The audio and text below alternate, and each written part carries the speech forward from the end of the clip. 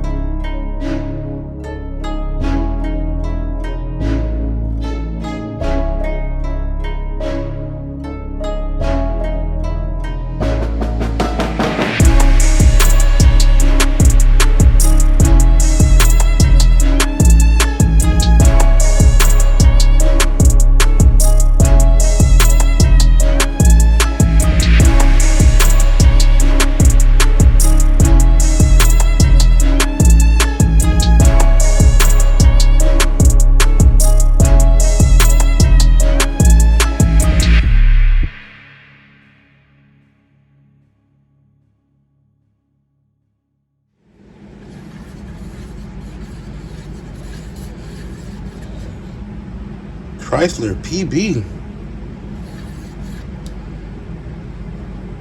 Let's get this thing going, y'all.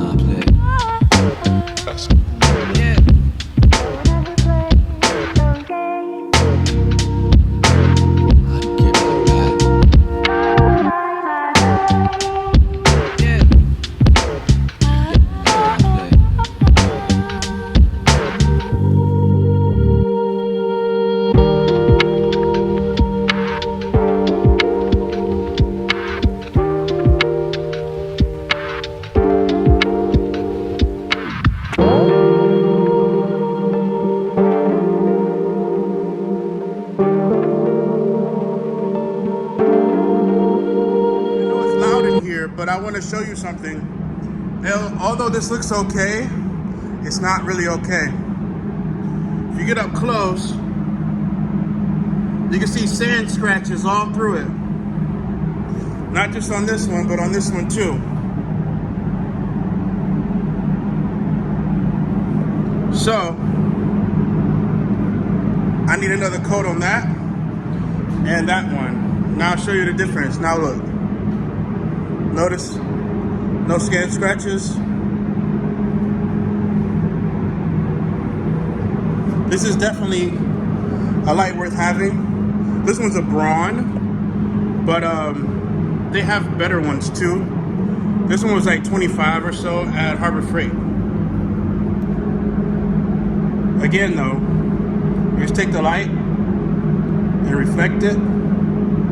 You notice you don't see any lines anywhere. I mean, except for that obvious one, but that's part of the plastic. See how smooth?